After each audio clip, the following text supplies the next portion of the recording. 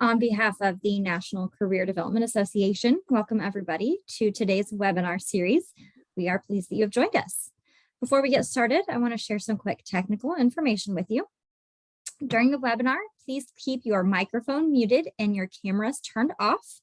We encourage any questions that you may have to be typed into the chat section, which can be found on the lower section of your screen. Our presenters will address those questions at the end of the presentation.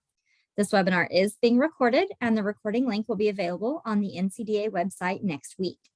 Individuals who have signed up for this webinar will be able to log into their account on the NCDA website to view their CEU certificates beginning next week. Groups that are attending will need to return their sign-in sheets to me in order to receive their certificates. This program is approved for 1 contact hour of continuing education. For any questions on continuing education or the webinar series, you can contact me, Alicia Cheek, at NCDA headquarters. I will now turn it over to our NCDA board trustee, David Ford, to introduce our speaker in the webinar today. Thank you, David and Jack. Well, good afternoon, everybody. Well, good evening for some of you. I know that we have people from all over. My name is Dr. David Julius Ford Jr. My pronouns are he, him, and his. And I am the board trustee for Counselor Education Researchers. And I'm excited about today's webinar. We get to hear from someone who actually knew John Holland and talk about his relationship with him and a new book that he's written about John Holland and his typology. So this is hopefully the first of many webinars that we will be doing to support our constituents and to ensure that our career professionals get the right and get really good continuing education to enhance your work with your clients and your students. So we are honored and to have esteemed Dr. Jack Raymond with us today, who was a friend of John Holland, and he's going to be talking about his career, his credentials, his relationship with John Holland, and the new book. We ask that you type your questions into the chat box, like Alicia said, and I'm going to have some questions I'm going to ask him. And if you do have any questions, type in the chat box, and also at the end, we may open it up to the floor and allow you to unmute yourselves and ask your questions if you would like. So without further ado, I turn it over to Dr. Jack Raymond to introduce himself in his own right, and then we'll get started. Okay, thank you very much, Dr. Ford. Welcome to beautiful Flagstaff, Arizona, which you can see in the background. It doesn't really look like that right now. That's a summer photo. Right now, everything is brown. The first thing that I would like to do is to thank NCDA for sponsoring this, and Dr. Ford, as well as the staff at NCDA. I would also like to acknowledge the fact that Gary Gottfredson was my co-editor of this volume, and he was even a longer time friend of John Holland's than I was, so he should certainly be acknowledged. My career spanned many years, the last 37 of which I spent at Penn State University as the Director of Career Services and a faculty member in counseling psychology. I've been involved in a lot of research, a lot of fundraising, many different aspects of career development and placement services. I don't think we're here to hear about me. My most important credential for this is that I'm a longtime friend and colleague of Dr. Holland's, and that's what I'm here to address with you today. Awesome. Thank you so much, Dr. Raymond. Good to have you with us. And so, if you will, so you mentioned your relationship with Dr. Holland. So talk to us about how you met him and your relationship with him. Okay. Well, it's kind of bizarre. When I graduated from the University of Iowa, got my doctorate from the University of Iowa, I got a graduate assistantship at the American College Testing Program. And this was in 1970. And so I was the new graduate assistant at ACT, and I arrived on the same day that John Holland was fired at ACT. Wow. And so it was fairly interesting. His legend permeated the place, but he was not present. And I didn't really meet him until later when I was at Western Maryland College working on Discover, which some of you may know was a computer-assisted career guidance system ultimately marketed by the American College Testing Program, which I think is now defunct. I think it's no longer around. But one of my first goals as we worked as a development team on Discover, the computerized career information system, one of my first assignments there was to assemble an advisory board. We were kind of lacking for credibility, and we wanted some big names to add credibility to our operation. And so 3 of the people that I invited were Donald Super, whom I assume many of you know, and John Holland, and David Tiedemann. David Tiedemann then was at Northern Illinois. And of course, Dr. Super was a longtime Columbia College of Ed professor. So I got to invite Holland to participate in the advisory board, and that's where I first met him. And he was quite interesting, quite different from Dr. Super. Dr. Super was very formal and as you would expect from a professor from an Ivy League school. And John Holland was real laid back, as you might suspect, with a Minnesota and Middle West background. So that was our first meeting. One of the first things that I did notice is that his vision wasn't very good. And we used to kid around as grad students that he was kind of like Mr. Magoo. It has always been ironic to me that someone who was such a visionary had such poor vision. But there it was. That was John Holland. He was a product of what we many times refer to as Dust Bowl empiricism. In that regard, he was also quite different from Dr. Super. Dr. Super had a lot of theories, but wasn't terribly interested in collecting data and finding out what was really going on. Holland, on the other hand, was much more interested in the data and following the data to develop his theories. So that was my introduction to him, and he became a lifelong friend, possibly because we had similar Middle West backgrounds. He went to school at the University of Nebraska at the, actually not at the main campus. He went to the Omaha campus back in the early days. So that was how I first got to know him. Okay. So that was a really good introduction about, your relationship, meeting him. What I found interesting and ironic is that you were meeting him and you were going to one job where he had gotten fired.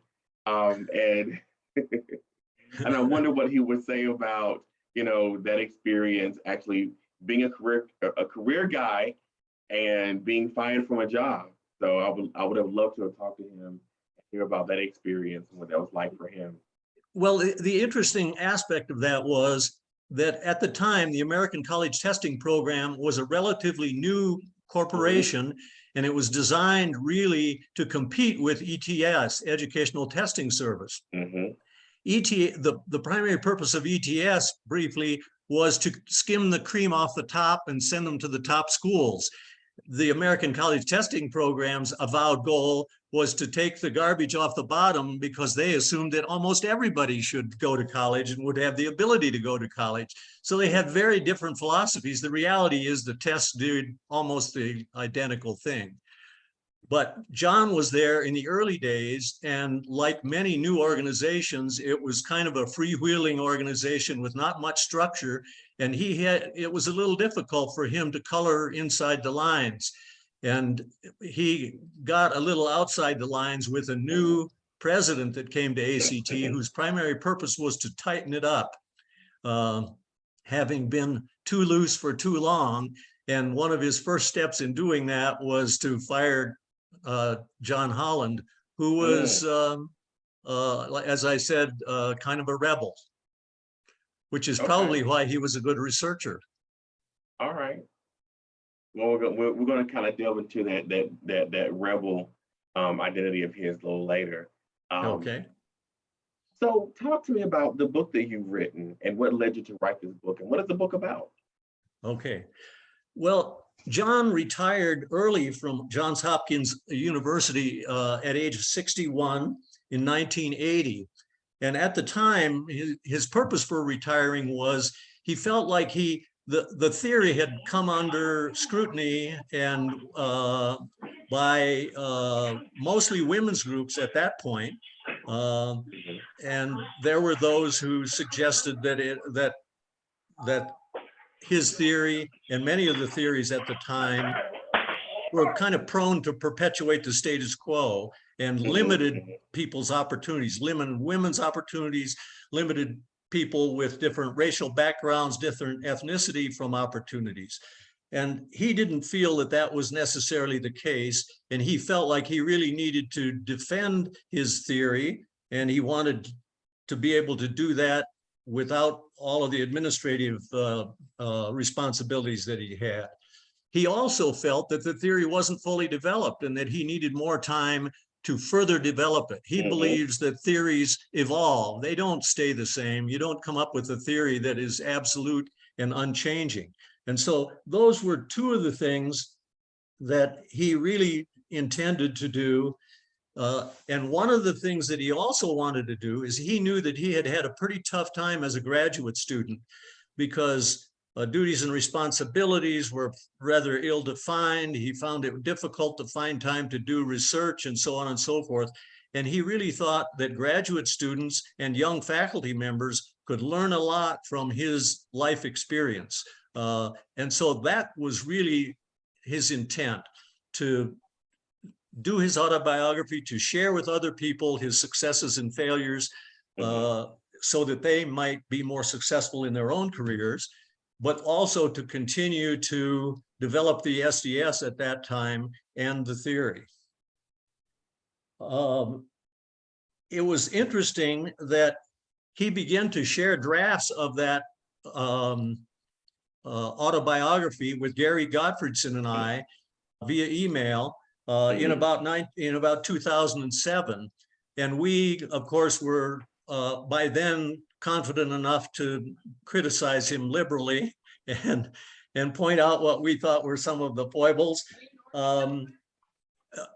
So he went into the hospital in November of 2008 for observational exploratory surgery. And the reality is he died in the hospital. And so at that time, the draft of his autobiography rested with me and with Gary Gottfriedson. And as far as we know, maybe someone else, but we didn't know who they were. So I thought the autobiography lay fallow for a couple, 3 years. And I thought, gee, this is too valuable. The Holland Theory is too widely used and widely known and widely respected for us not to pick this thing up and try to make something of it. And so I began to work on that. And I got it in what I thought was fairly good shape, though Holland had it in pretty good shape already, I thought.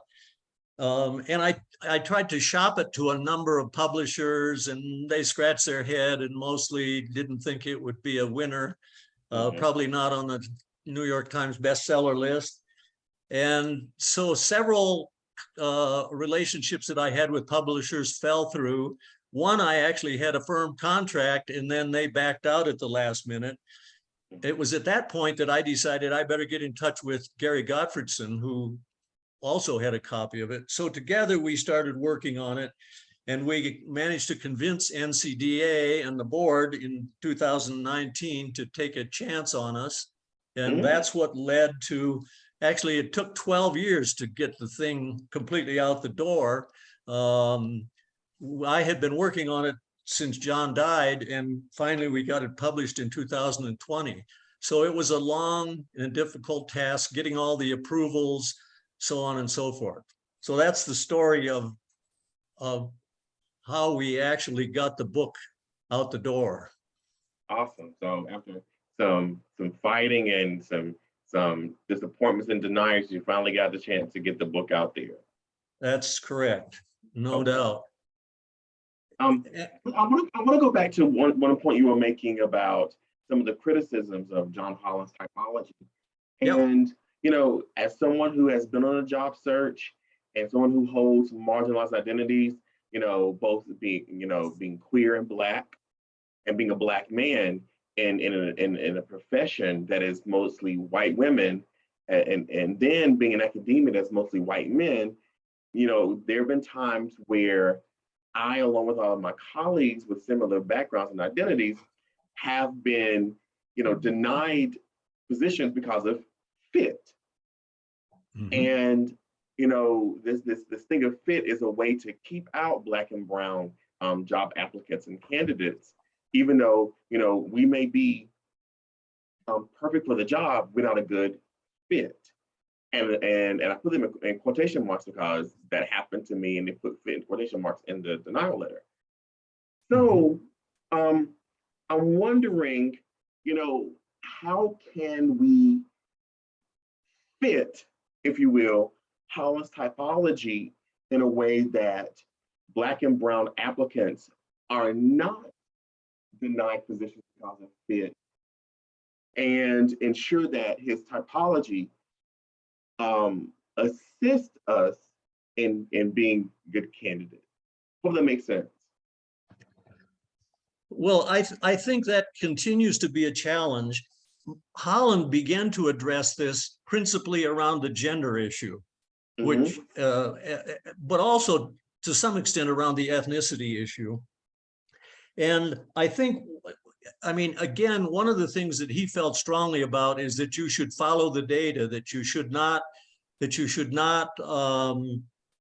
knuckle under because somebody felt a certain way.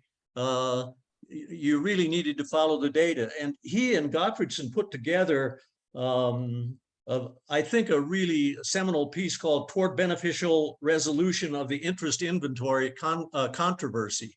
And most of what they talked about had to do with ethnicity and gender, but they make a strong case, I think, for the fact that if you follow the data, it will get you where you need to go, and it will be inclusive. They did make certain changes to various aspects of it. They clearly cleaned up all of the sexist terminology and all of the really obvious sexism and racism that appeared in almost all of the materials, which was a huge thing, and did contribute negatively, and probably still does to this day, as you well know. Actually, I had my own experience in that. My doctoral dissertation was entitled "Sex in the Single Interest Inventory." And one of the things that I tried to do, since inventories had been built principally, the normative groups had been principally college students, okay? One of the things that I tried to do is clean up the language in the items. You know, so in other words, try to remove the sexism at the item level. And we managed to do that with some success. And the result was the American College Testing Program's interest inventory that goes out with the ACT battery of tests. Okay, so I think a lot of progress has been made. I think a lot still rests with the individual counselor as they deal with and interpret interest inventories and all kinds of inventories. You know, they have to have a high level of sensitivity. Most of these inventories people have made substantial changes to them. Another important point, I think, to keep in mind is that interest inventories really have a very small impact on people's career development and choice compared to societal norms and the culture in general. And so, you know, a lot of work is being done there. A lot of work still needs to be done there, as you well know. Yeah. I will say, Holland was not woke. And one of the things that we indicate, that Gary and I indicate in our book about John, is that he for his time, he was sensitive, but by today's standards, he left a fair amount to be desired. And I think the good thing about him is that he recognized that and worked toward removing the various biases from the instruments that he was involved in over the years. And so, you talked about him being a rebel, and I would hope that he would be that rebel that would even challenge his own stuff from back in the day, and look at it and say, maybe I need to, revise this. And if what I'm hearing you saying is that he was in the process of doing that, and I would hope that he would continue to do that, not only challenge his stuff, but challenge, everybody else's stuff, and make sure that the career field is inclusive and open to all, and we're not experiencing that, and there needs to be that zeitgeist, if you will, that provides us with an open playing field. We have the myth of the meritocracy in our country, and we need to have, at least at the career counseling level, counselors that are willing to do what we can to labor that playing field, and also those of us that are making decisions about who to hire, and not utilize these career assessments and holotypology to keep people out. And I think he would be sensitive to that. Again, one of the things that I will say is I think he was pretty defensive back in the right about the time that he retired, because the SDS was really being strongly attacked at that point by the women's movement. And so I think he was defensive, but I think you would find, and this chapter that I talked about, toward beneficial resolution of the interest inventory controversy, shows how he addressed that, and I think most people will be pleased with the fact that he recognized that there was a lot of sexism and a lot of racism, and that it had to be addressed, and he did, in the time in his retirement, address those things, I think, in meaningful ways. Okay. All right. Thank you. I Sure. mean, so, a part of my constituency are people that teach career, counselor educators. And so if you or he was to sit down and provide one takeaway for what would that be? and researchers, what would that takeaway be? Well, I think one of the things that you would take away, I'll probably build this into multiple, but is that his theory is elegant in its simplicity. Okay. It's powerful because of its simplicity. And I think if you look at most of the powerful theories, in the world that have a huge impact, they tend to be simple. I think it also has incredible face validity. When people read about it for the first time, they say, that makes sense. That makes sense to me. In other words, it has common sense. And so I think that his tools can be used to really empower counselors, clients, and researchers alike. And, no theory has had a bigger impact on career development and placement fields than the Holland Theory. I mean, it remains the one theory that continues to generate the most interest, continues to generate the most research, and the most citations in the research. So, that to me is one of my main takeaways. Okay. All right. So if Holland were here and he had a chance to speak to a brand new career counseling professor, what do you think he would say about his work and how you would utilize the information in this book?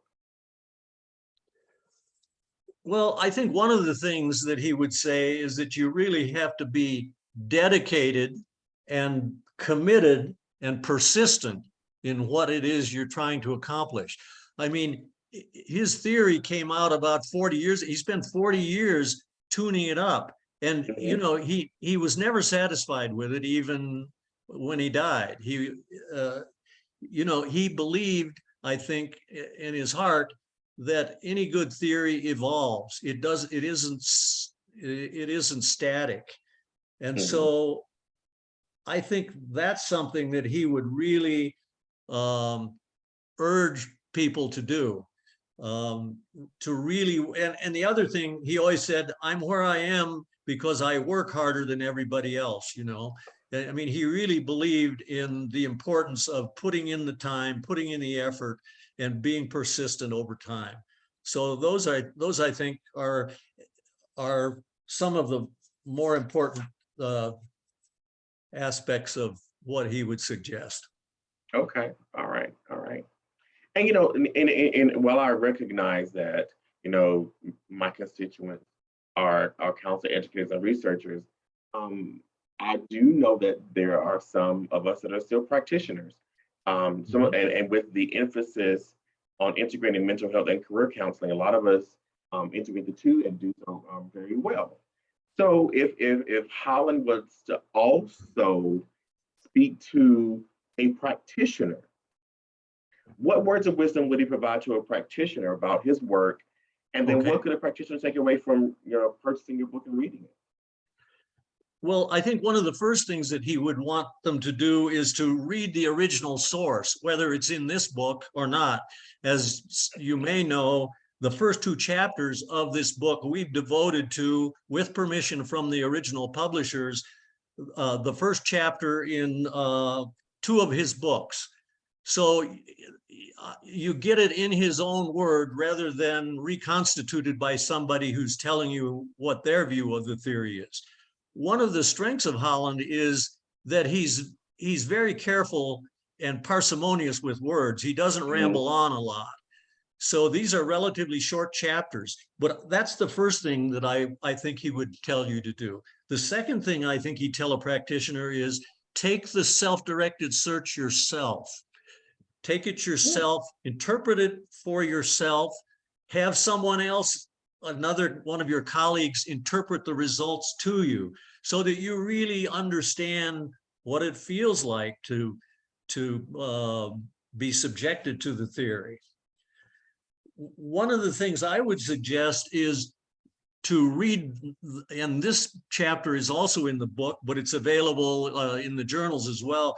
Read the Power of the Hexagon. It's a chapter written by me and a colleague of mine named Tanazov at Penn State University. And it just kind of goes through step by step and explains how to use the theory, how to use the SDS, why is it powerful, so on and so forth. So I think that would be an important thing to do. And then I think, you know, you can read other chapters in this book as time permits. I don't think there's a lot of supportive material here that might not relate directly to a counseling practice or to research for that matter, but it really enhances the interest of, I think, the theory.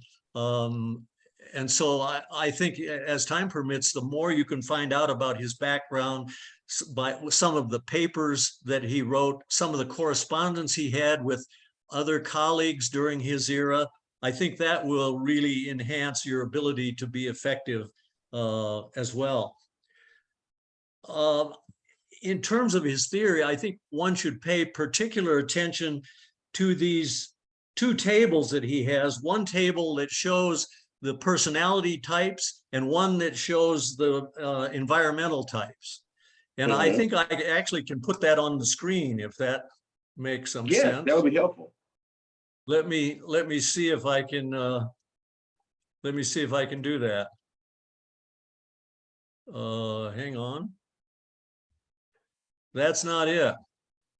Can you see that? No, we can't see it yet. Oh. Oh, I thought, okay, hang on. What am I doing wrong here? How about now? Nope. Well, help me out here. There we go.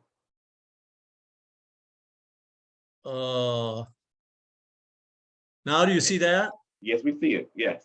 Okay, so let me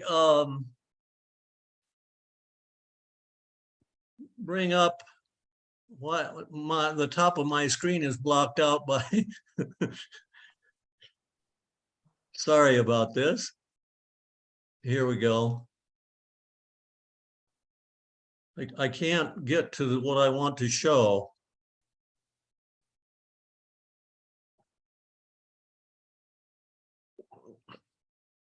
Well, this is discouraging. Well, let me talk about it. I can't, I'm flummoxed with the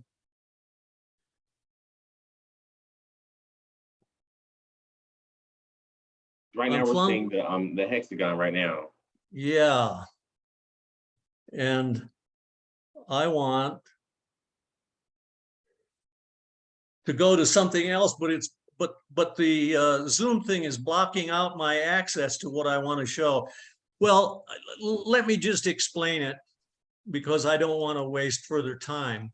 But essentially, what he's done is he put together a table that shows the 6 Holland types and then the kinds of values that and interests and so on and so forth that all those people have. And it's powerful stuff. I wish is our colleague there from NCDA, maybe she can help with this. Jack, what is it that you're trying to share? And I'll see what I can help you with. Okay, well, I've got a series of slides here, and across the top of my, do you see that now? Which one are you trying to get to? This is a Holland environmental typology. It's on my screen now. We see it. There you go, that one right there? Yes. Okay. So what that really does is summarizes the Holland theory kind of in one place.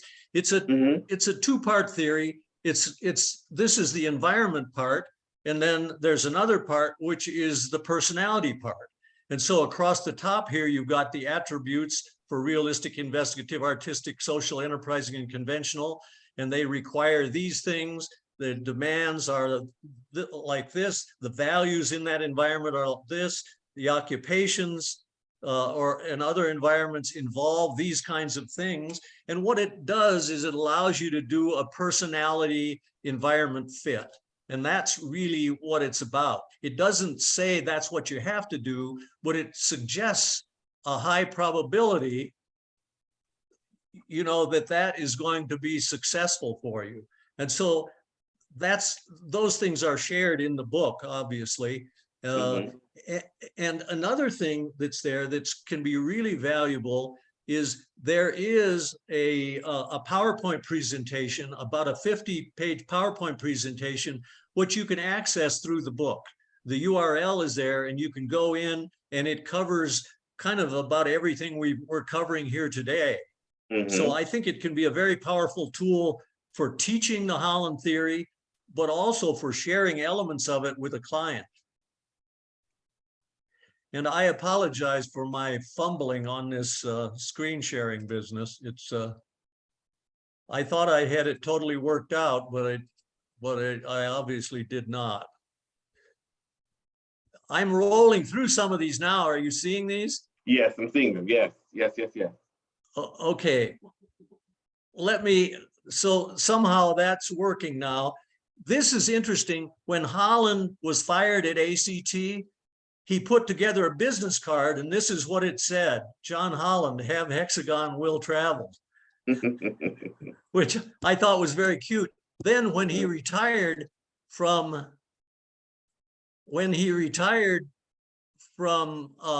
Johns Hopkins, he put out this card: have hexagon, will not travel. which suggested that he was done. He'd had enough. So also pretty interesting stuff. Okay. Sorry, I wasn't a little more on top of my game there, but. Well, technology evades us sometimes, so we got a chance to see it. Yeah. I did see some pictures there. Show us the pictures that you have here. Oh, okay. This was John at his retirement at Johns Hopkins in the Hopkins Club. And this was John and his wife Elsie in 1979. She died shortly thereafter. And she was super supportive of him. He didn't type and he didn't use a computer. And so she probably knows the theory better than he does, is my guess. So let me see what else I have in this. By the way, this kind of slide presentation that I'm riffling through here is one that's available to you if you get the book. In fact, you can get the book and get the URL out of it, and you don't have to buy the book. But it can be very helpful to you in teaching the Holland theory. Here, these are pictures of Holland. This was Holland. He was drafted into the military and worked there. This was a picture of Holland and Donald Super back in their day, and this was John, kind of the classic John Holland. So, kind of fun stuff. There he is again. Okay. Okay, what other questions do you have? Well, okay, so if Holland were here today, how do you think that he would advise us regarding using his theory in our work? One of the things that he was always about that he would say is do it carefully. He had a lot of skepticism about the degree to which counselors tended to read the manuals that go with various assessment devices and so on and so forth. And so carefulness, he was always, that to him was the most important part of interpretation, was not the actual results from an inventory, but how did the counselor convey that information powerfully and in an unbiased way to the client. So that was something that would really, that I think he would really emphasize, no question about that. He has some interesting ideas about your own career as a researcher that I think might bear sharing. One of them was that he said, you need to find a place where you have the freedom to do research. In today's world, often young assistant professors are overburdened with committee assignments and all kinds of service stuff, and it takes a lot of time, effort, and energy to do research and focus. And so he said, that's number one.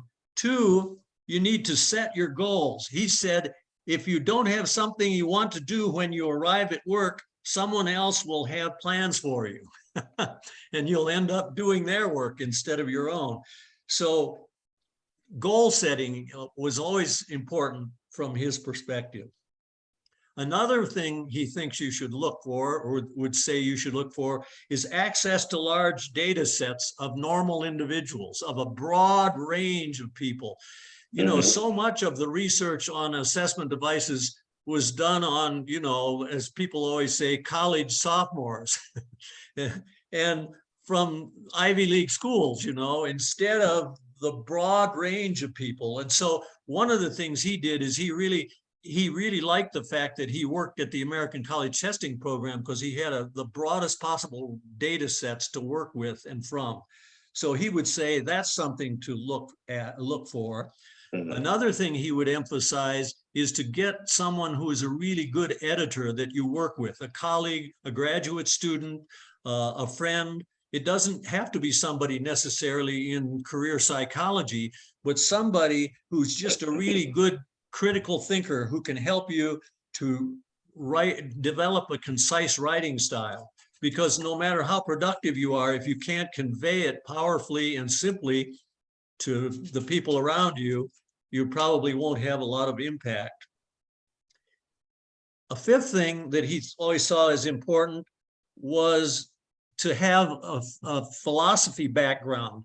He actually employed a philosopher, Bill Alston from the University of Michigan, to review his theory, to critique his theory philosophically. Because it's easy to get bogged down in theory and kind of lose your way. And so he believed that a strong background in philosophy of science would be important. And the final thing I'd say is empower your colleagues, take advantage of the colleagues, treat your colleagues well and your graduate students well, and they will make you successful. So those are some of his guidelines to life as a faculty member, I think, that might be of interest to budding researchers or faculty members. Okay. So in listening to you, I could hear a lot of his, personality and fit coming through, especially, finding that space, and that academic position that allows you to be you, that allows you to not only do the research, I think that's absolutely correct. I think that's true. And I know you're very aware of that from the things that you've said. And it's just so important. I think oftentimes people don't realize they don't feel empowered, so they don't look out for themselves. And you have to be able to do that. Donald Super was another one who really felt strongly that you needed to do that. I mean, he always said, don't let someone else set your royalty. You set your royalty. Know what you're worth.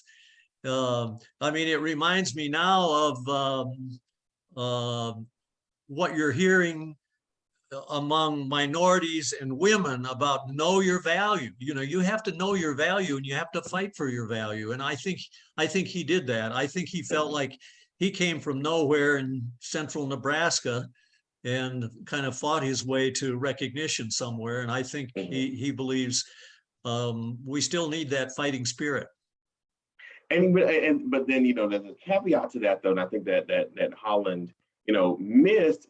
But what we see today is that although even though we talk about the personality and environment, we don't talk about the environment enough, and how sometimes that environment can be toxic and exclusive of women and minoritized communities. And we have to be the ones to actively challenge those systems. And going back to, Holland and being a rebel, I would hope that, Holland, if he were alive today, would also evolve to look at, well, hey, yeah, I may have done this, but I was also, a recipient of white privilege. Absolutely. In this. And there are others that don't have those privileges and are being historically and currently left out. And so I have to modify not only my theory, but also modify my advocacy to make sure that, that they do have a fair shot. Absolutely. I think that's absolutely correct. There's just no question about that. I mean, there's a lot of work to do yet. There's no doubt. And I believe that Holland would fight for that were he here today. He's 103, by the way. Wow. Or he would be. Yep. And so the impetus is on us to take, not only his theory, but all of his theories and all of the theories, and to look at them and from an objective lens and from a culturally inclusive lens. Yes. And say that, we have to take these theories into the 21st century and apply them to all of our clients, not only just our white clients, but all of our clients. Absolutely. Not just our straight clients, all of our clients. Yep. No, I mean, I couldn't agree more. And I am confident that Holland would agree. I mean, as I said, he evolved a lot in his lifetime. Obviously things were moving slower then than they are today. So there's no question, what you say is absolutely true. Okay. And so my last question, I'm seeing some questions coming through in the chat, and I want to make sure I get to those. I see your question, Ben. Thank you for that. How would he advise us in teaching his theory to students? Pardon? I didn't quite hear that. Yes. How would he advise us in teaching his theory to students? Well, I think I've covered some of that. I think he would want people to read the original source, which is short. You know, it's like 10 pages. This is not a voluminous theory. So I think he would want people to read the original source, and I think he would want you to live it, like I said, by taking the SDS, by submitting to these instruments yourself, and seeing where they're relevant to you and seeing places where they might not be relevant to other people, so that you can incorporate that as you interpret these instruments. So, you know, those are some of the things that I would strongly encourage. And of course, buy the book.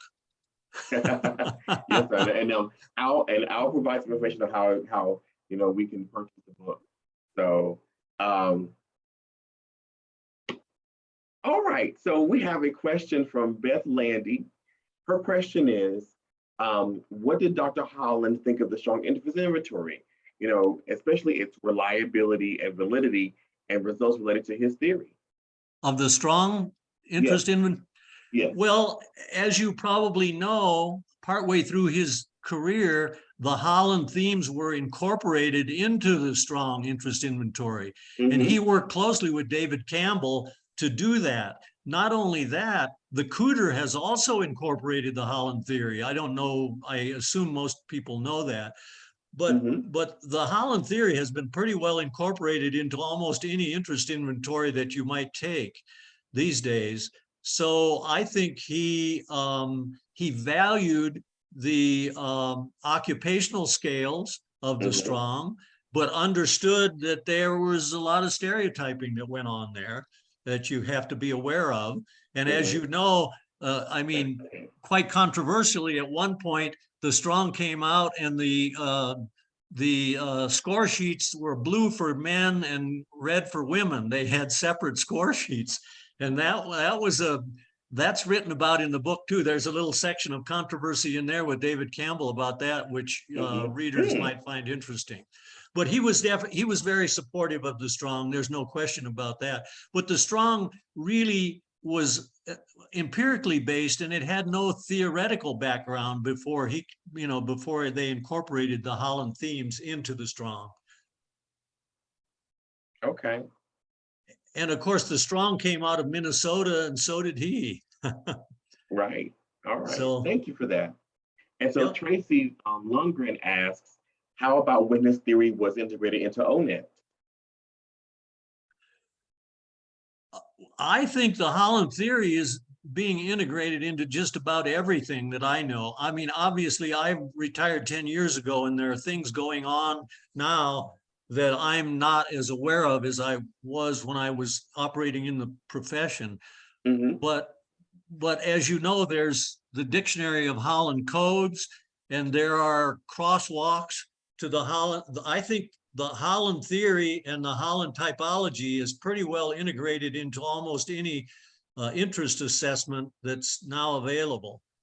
And I would expect that will continue to be the case. Okay. Awesome. Thank you. Yep. And so, we have about 10 more minutes left, and I welcome your questions.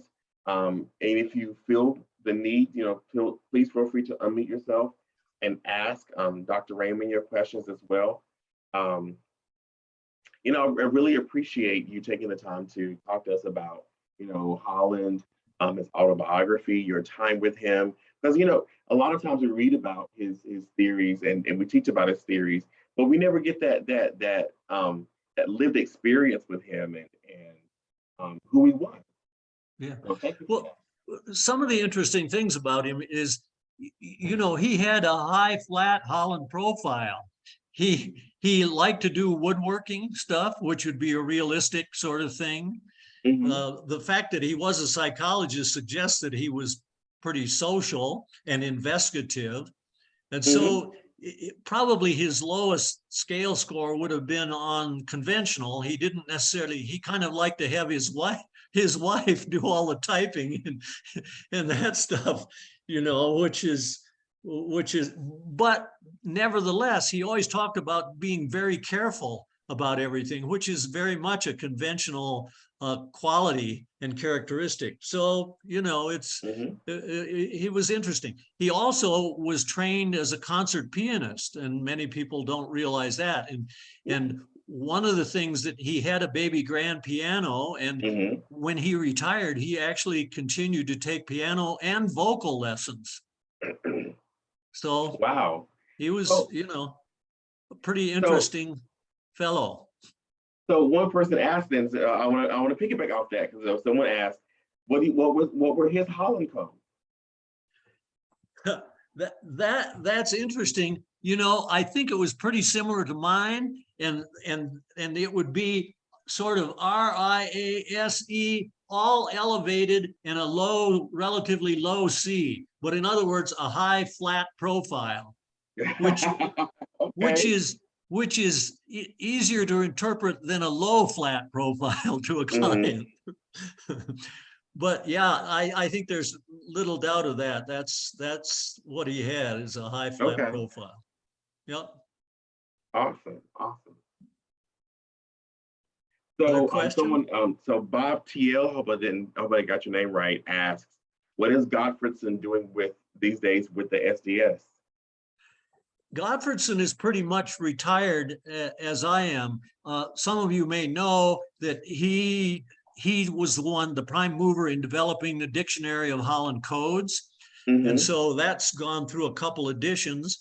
He also developed the position questionnaire, which basically what it does is it looks at positions in business and industry and then ascribes a Holland code to them.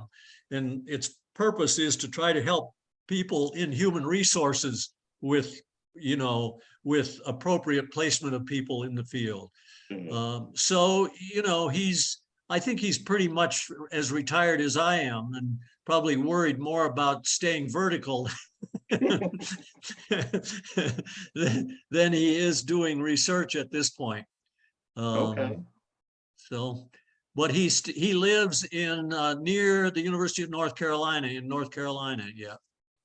Well, I won't hold that against him. You know, living close to that campus. I'm a demon deacon, tried and true. Oh, geez. Yeah. Well, there you go. There you go. So, you know, people were asking, you know, in terms of the 6, you know, Holland typologies, which one is like the largest? And so what people are saying is like usually social enterprises seem to be the most widely distributed. Seen. Yeah, it's really interesting to look at that, and it's changed over time. One of the obvious huge changes that has occurred is we used to be very much in an R-dominated culture. You know, with people working on assembly lines and farmer workers and so on and so forth. And that whole thing has changed quite a bit. There's no doubt about that. But it is the case that the largest percentages of the population, and I haven't looked at the most recent census data, but tend to be in enterprising and social fields. No question about that. So that has changed over time. In fact, there are some interesting research that's been done about that. You know, as the environment changes, well, does training and do the tests need to change to correspond to that? You know, does the changing environment lead, or do people's personalities lead to change? Well, good question. Yes. Complicated answers, no doubt about that. But it continues to be interesting, and there's quite a lot of interest in the human resource area in the Holland theory. A guy named Paul Machinsky wrote quite a few articles. He's deceased now, but he was one of the first people in the human resource area to deal with the Holland Theory quite a bit. So it has a lot of applications, I think. Awesome, awesome. Thank you so much, Dr. Raymond. Wow. Mary McWillie asked where we purchased the book, and you know what? I was about to address that very question. So before we do close the webinar today, we have 5 minutes left. You can purchase the book at the NCDA website. Visit www.ncda.org and click on the NCDA Career Resource Store. The book is on sale this month for $55. And I'm going to put that in those instructions also in the chat. Thank you, Alicia. And it is available as an ebook as well as a hard copy. Yeah. Yeah. And so, like I said, it's on sale this month for $55 as well. And if you have questions, I'd be happy to try to answer them. My email address is jxr1@psu.edu. So always happy to weigh in and help out if I can. Awesome.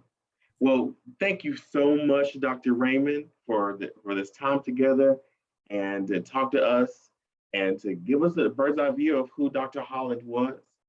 And, as we say in the Black church, if all hearts and minds are ready, we can give the benediction and close out service. So, do you have any parting words before we close out the webinar today? I was just also going to say thank you both to Dr. Ford and to Raymond. Excuse me. Again, just a reminder that this webinar was recorded and the link will be available on the NCDA website. I thank you all for attending tonight, and thank you to both of our presenters today. I hope everybody has a wonderful evening. Thank you all too. Thank you all.